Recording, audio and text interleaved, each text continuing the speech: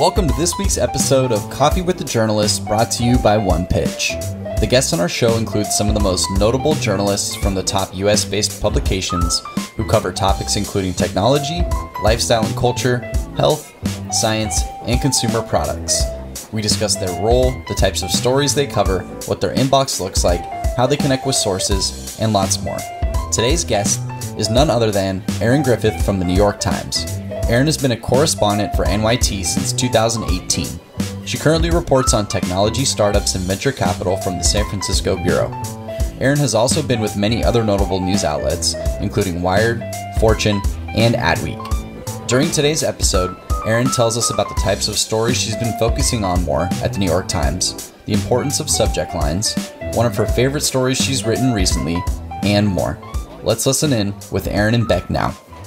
Hey everyone, welcome to now season 2 of Coffee with the Journalist. Very exciting today, but because we have Erin Griffith from the New York Times with us. Erin, thank you for being here.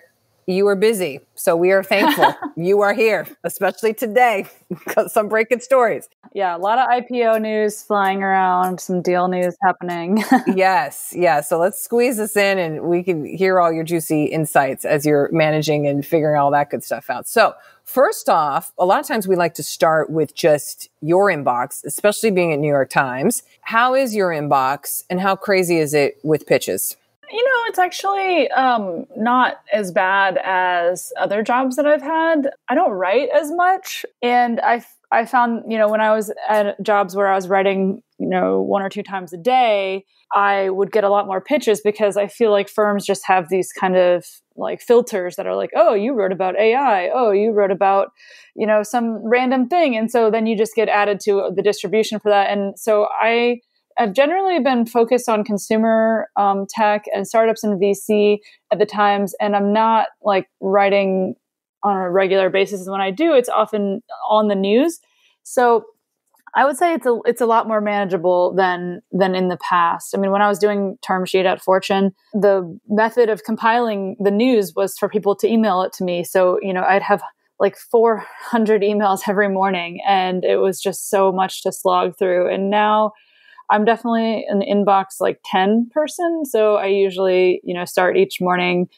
I maybe have 100 emails and I'll go through and, delete most of them and then respond to the handful that I'm actually, needing to get back to. But I also don't really write much funding news or off of press releases. So generally I haven't been getting nearly as many of those, which is, I guess, good. Wow. So people are learning perhaps. What makes you open the, let's say 10 out of 100 that you'd see? Are you ever opening pitches? Are you ever looking at pitches? People like to know this part. Yeah, not really. I mean, honest answer. I definitely keep ones that like seem interesting based on the subject. Like if it's a funding that has a subject, like that has the amount in the subject, or it's a company that has the firm in the subject. I mean, generally, most funding announcements I will archive, sometimes without reading it, but just to have it in my inbox. So that way, if it happens that I'm, writing a very specific story and I want to find some examples of startups that are doing X or Y, I can quickly search through my inbox and say, okay, at least I know how to get in touch with this company. So I'll respond. And generally it's like the PR firm is no longer working with them. And, that strategy doesn't really work that well. But I do keep the funding announcements around just to, sort of have my finger on that. But I don't know what would make me open a pitch. If it just so happens that someone is pitching me on something that I happen to be working on, sometimes I often do more like pulled back kind of trend stories that they're not going to be your funding announcement that has the headline of like company X raised Y. But a lot of times if I'm doing kind of a market story, I'm going to have 4 or 5 companies in that story talking about like, okay, it was really hard to raise our funding because of these macro trends that are happening, or, oh my God, there's so much money around. I had 10 investors coming at me, outbidding each other. And so when I'm working on a story like that and those pitches come in, I'm always thinking like, okay, would this company will they fit into what I'm working on, and would they be willing to talk to me not necessarily just about whatever is in their press release, but about, certain aspects of their funding. So I definitely keep those things around for that. And you file them, or do you have like a filing flag system of some sort? No, you just let it ride. A little bit. I mean, let's see. I'm looking now at my like filing system for my emails, and let's see. There's usually it's like when I'm working on a particular story. I have one for Airbnb, one for DoorDash. Those are like my two main companies that I'm covering, and then I have like just various other themes. Like, I'm also covering the Epic and Apple suit, so I have that. I've got like themes around, or an IPO folder, a moral turpitude folder, a folder of recruiters, because those are always like good sources. Oh, recruiters. Oh, that's a new one. I haven't heard of that. Like tech recruiters, people who are finding like tech talent. Yeah, because they know they often know when a company has raised money because they're hiring, and they know if there's like a bunch of layoffs or if a bunch of high profile people are starting to like flee a startup. I've never heard that. And we've talked to a lot of people on here who have actually found recruiters to be of interest. Ooh, that's interesting. Maybe recruiters should start pitching you. I doubt they want to be on the record, but They probably don't. That's right. Okay. Well, Erin, since you do write less now versus your previous places where every day you were cranking out term sheet for Fortune, for instance, thank goodness that's definitely changed. How do you go about creating a story that's maybe not news breaking, but definitely takes some meat? So for example, you just broke this piece on All Race, which is a women's organization advocating for female representation in VCs. And they raise a chunk of change to get them now to this next level, all that stuff. I mean, does that come from a pitch? Does that come from you're on a walk and you're like, you know what, I'm going to do, like, where do stories come from? Yeah, that was just a straight news story that did come from a pitch. And that's for sure more of an exception than the rule of what I normally do. Like, I put the categories of stories that I do into two buckets. One is enterprise, where it's my own idea and I've done, a bunch of reporting around it. And the other is news. And those are generally shorter, faster, and, they wouldn't run on the front of B1. And so those stories sometimes can come from pitches, but again, it's very rare. That happens to be the last story that I did that I'm talking to you, but generally that is not the case. For this instance, it's because it's it's an important cause and it's an important like work they're doing. And it's also important to point out that like, despite all of the work that's happening, like the progress has still been really slow. And generally the news side of things, it's pretty much limited to like the really big late stage unicorn companies, the ones that are going public. And sometimes if they raise a really crazy round of funding, but that's so common now that that's not even super newsworthy either. So that story was definitely more the exception. Got it. And then you'd probably say, so then the likelihood of a pitch actually coming into creating a story significantly low.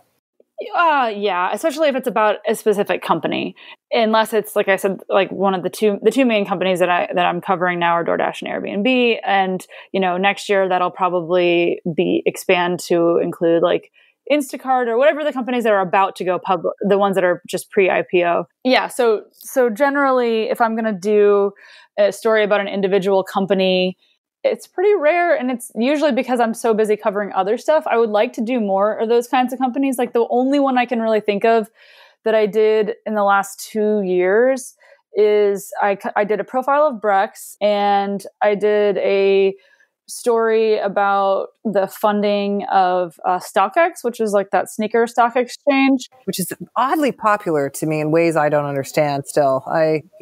Yeah, it's so interesting. And both of those were kind of unusual in that, I generally am not doing those, but they kind of come from my own idea. The StockX one was a pitch, I believe, because of the funding. But it was one of those things where it was kind of like wrapped into this interesting cultural phenomenon, and my editors were super interested in it. So it managed to actually get through. Long story short, there's no great straight pathway and pitch probability low on that. So there you go. Yeah, it works. I mean, like I said, it's more like if it fits into something broader than I'm working on. And a lot of times, especially if it's a pitch from somebody that I have a relationship with, or I know the company, or I've met with the execs and I am interested in the company, I would like to write something about them, but I haven't quite figured out what it is yet. I'll just kind of file that away and be like, oh, well, if sometime I end up working on a story about, remote work in the pandemic, just to pick a super generic example or whatever, like I'll just keep that in mind. But yeah, it's almost always like a much broader trend. We have a general audience and they don't really need to know about every little startup. Today's interview will continue after this brief message brought to you by OnePitch. Are you curious to see the unique ways OnePitch helps PR professionals and marketers pitch journalists? Head to onepitch.co to learn about our new OnePitch score and see how easy it is to find the right journalist to pitch your news to. Sign up for your free account today. Now, back to today's episode. Let's talk about some of your favorites. So I will just give you a word and you tell us your favorite in that category. Takeout food. Mission Chinese. Ooh, TV show. I guess I just watched The Crown, so I'll say that. Perfect. Saturday activity. Oh, this. See, I hate this because I'm just giving all these PR people some fake line to put in the first line of their email to me. And they're going to be like, Erin, I love The Crown too. And I'm going to be like, no, you just listened to this podcast, which good job doing your homework. But like, come on. Now you can filter, you can give fake answers here. So then when someone says something, you'll be like, oh, that's fake, fake news. No, go ahead. Okay. So Saturday activity. Yeah. Sitting in the park. Oh, that sounds nice. Guilty pleasure song. Oh, this is a new list they came up with. Okay. Guilty pleasure song. I don't think there's such thing as a guilty pleasure song. I think if you like a song, it should just be a pleasure. I'm with you on that. Book. Favorite book? Well, I recently read Severance, which was great. And it had a lot of parallels to pandemic life. We're going to talk more on books in a second here. Place to visit in San Francisco. Oh, Twin Peaks. Good spot. Article you've written. Okay, favorite article you've written. I did a big story it was about digital nomads, like traveling around. And that was a really fun one. And I really enjoyed talking to all the people who were brave to talk to me for it. Social media platform. Twitter, obviously. Yes. And then last one here. And I'm like, oh, I know who I'd answer. Okay, celebrity. Favorite celebrity. I'm just watching this show called Bajillion Dollar Properties. And one of the actors in it is named Drew Tarver. And I just recently discovered him from Comedy Bang Bang. And some of the songs that he sings are so hilarious. So I'm going to say that for now. That's perfect. Okay. This ties into our next section, which is, and I've expanded it because it used to be just like, well, what are you reading? But now I've expanded it to, what are you reading, listening to, consuming in quarantine, blah, blah, whatever. Like, yeah. You got any favorite books, shows? How was The Crown, by the way? Was it good? The Crown was great. Binged that. I've been going back through and watching West Wing, which... Oh, classic. Yeah, and sort of like having some. Now it's like Christmas season, so I'm also like watching all the Christmas episodes of all the TV shows, which is actually really depressing because their takeaway message is like the real meaning of Christmas is being together with family, and it just like really doesn't hold up or doesn't resonate in the same way that it used to. But I'm also a big print magazine fan. And so I get a lot of print magazines and I try to force myself to read them because otherwise I can't even like get through a whole long form article on my phone without getting distracted by pings from a million different things. So it's nice to like sort of put the phone aside or like go out for a walk and sit somewhere and read and not like have your phone. Doesn't it feel like a luxury too, by the way? Yeah, a little bit. Ridiculously luxurious to hold a magazine and be like, oh, let me flip through. Oh, someone wrote this 5 months ago. I mean, you're like, I'm holding an artifact. It's amazing. Yeah. Whenever I see like a long form, like Fortune or New Yorker or Wired or whatever article float by in my feed, I'm always like, nope, I'm going to get that one in print and read it there. Oh, that's a good filtering system. Because then you're like, okay, no, I see it in print. I don't need to do that right now. Okay. Lastly, or well, almost lastly, Erin, here for what we have today. What do you think? And I have to tell you, answers have been very positive as of late, but you just answer how you wish, which is the future of journalism. What do you think? Yeah, I think I feel pretty anxious about it, to be honest. I think the sort of trust that has been eroded in recent years is really scary. It's really crazy to think about the fact that our country has just separate news universes, and you can't even have conversations sometimes with people on an agreed shared set of facts. So that really freaks me out.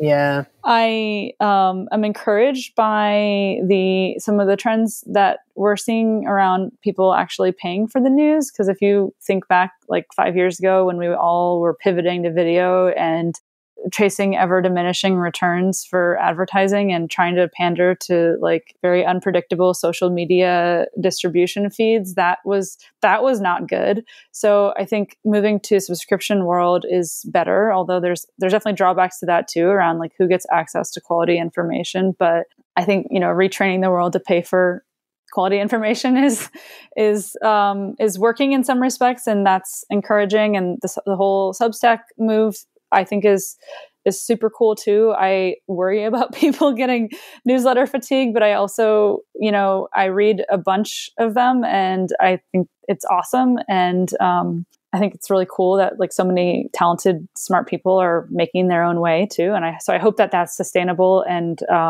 continues to be a good outlet in a year that when so many awesome journalists have, unfortunately lost their jobs. So I feel really mixed. I also am it scares me that the local news and market is just completely just decimated. Those jobs those jobs are going away, and they weren't paying very well to begin with, and it just is all the kind of stuff is really does make me nervous. But I hope that new things grow, things emerge. Things could maybe emerge. We'll see. All right, Erin, the last part here, kind of my favorite part. Well, it depends on the answers, but we'll see. Is this Mad Lib? So I'm going to give you the phrase and you give me whatever word, and then I will read you back the little Mad Lib, if that sounds good. Sometimes they're shockingly accurate. Other times they're just silly, but sometimes they're shockingly accurate. So let's see. Let's see what we get today. Okay, first, what is a catchphrase? Any catchphrase. Time to build. Time to build. Yes. How about a scare phrase you might hear as a journalist? What's a scare phrase? Like deadline or... Oh, correction. Oh, correction. Mm-hmm. A empowering buzzword that you might hear as a journalist. On the record. Okay. An adjective. Orange. Orange. A part of a pitch. Hello. Hello. Another adjective. Windy.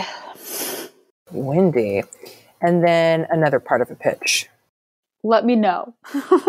Let me know. Oh gosh, I use that sometimes. Okay. Amount of time. A week. A week. Another adjective. Wet. Oh, no. Okay. Singular noun. Business. Business. Okay. A verb ending in ing. Crying. Crying. And then just a verb. Jump. Jump. Okay. So just for clarity's sake, why don't we change that last wet one? Okay. So let's just what's an alternative adjective we have? Dry. Okay. We could use that. Okay. Let's start from the top here. Okay. To me, tech journalism is all about time to build. It consists of corrections and on the records on the daily. If a pitch has an orange hello, I will absolutely respond to it. However, if a pitch has a windy, let me know. You can expect no reply from me. If a week goes by and you don't see an email back from me, you can just assume I am not dry about it. And the best stories, the best stories always have phones and are usually about business. And the best way to reach me is by crying to me, but you can also jump me. Erin, does this not sound accurate? Oh, God, that would have been very bad. So, yeah, we had to course correct on that. But otherwise, people crying to you, people jumping you, it sounds accurate to me. So, oh my God. I'm going to get fired. Okay. we course corrected Erin because we are good about being adaptive, or whatever tech word you want to use. Erin, this was so fun. Thank you so much. Thanks for the last 2 days. I hope this was a little bright spot in your IPO whirlwind. Yeah, thanks a lot. Thanks for tuning in to this week's episode of Coffee with the Journalist featuring Erin Griffith from the New York Times. If you enjoy listening to our show, make sure to subscribe on iTunes, Spotify, Google Podcasts, and anywhere else you listen to podcasts. And if you have a moment, please leave us a review to share your thoughts about the show and today's guest. To learn more about the latest tools on OnePitch, head to our website at onepitch.co. We'll see you next week with an all-new guest and even more insights about the journalist you want to learn more about. Until then, start great stories.